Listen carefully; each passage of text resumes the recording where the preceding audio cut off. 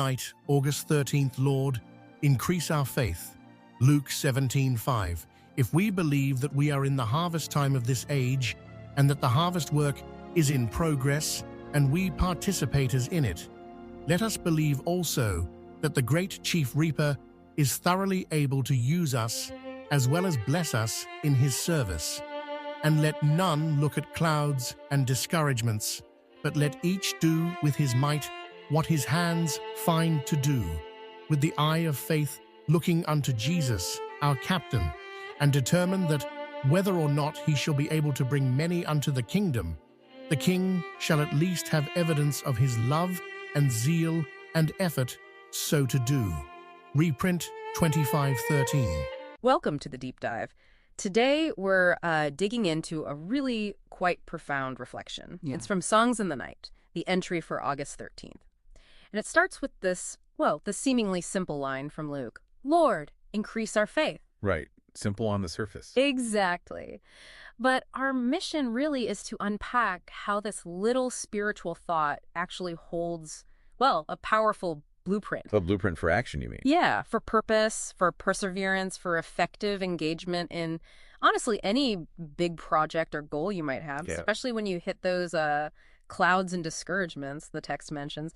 We're looking for those practical takeaways. And what's fascinating, I think, is how universal the wisdom feels, even though it comes from a devotional source. Totally. It really gets down to core ideas about, personal responsibility, how you push through obstacles, lessons that work anywhere. Yeah. It's about how you engage fully with real purpose in whatever your particular harvest might be. That's a great way to put it. And the passage jumps right in, talking about being in the harvest time of this age and calls on us to be participators in it. So, okay, let's explore that.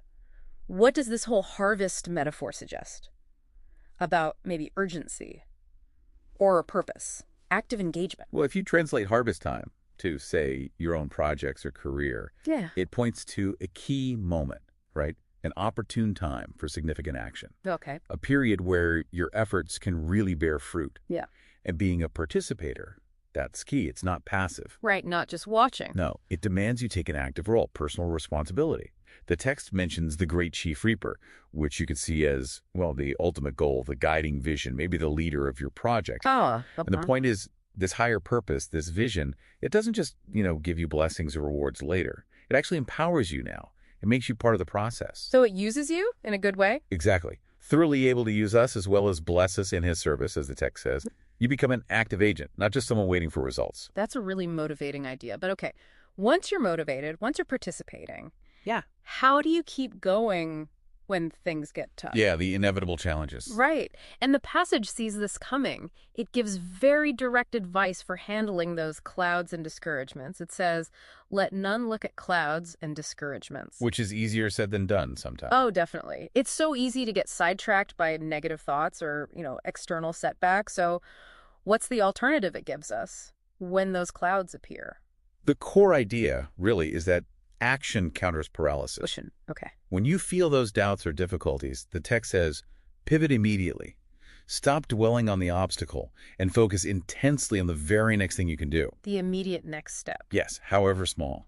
And do it with his might, with full effort, while keeping the eye of faith looking unto Jesus, our captain. Okay, let's unpack that last bit. Looking unto Jesus, our captain. In a broader sense, what does that mean for, say, a work project or a personal goal? It translates to keeping your ultimate goal, your guiding vision, your captain, firmly in sight. Maintain that focus. So don't lose sight of the big picture. Right. But act in the present. It's deliberate, focused work on the task at hand, not just wishful thinking.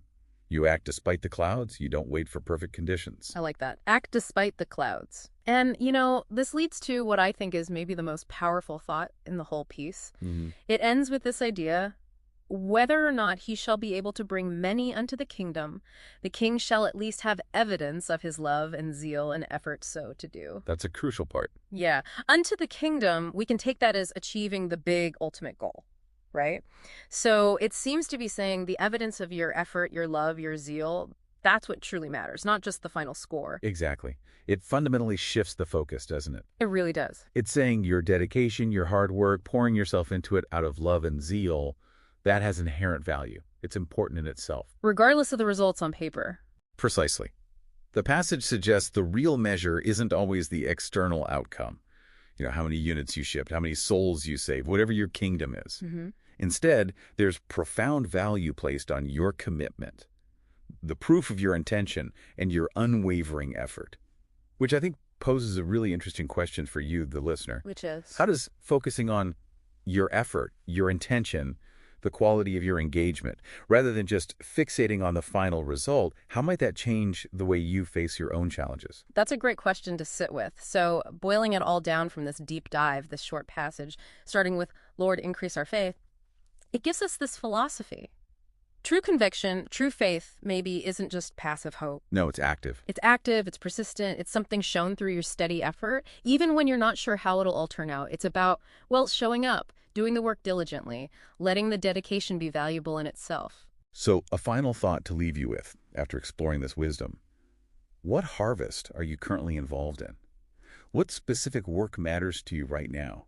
Yeah. And thinking about this passage, what unique evidence of your love and zeal and effort are you creating today, right now? Yeah. Regardless of what that final harvest looks like down the road. Something powerful to consider. Thank you for joining us on this deep dive.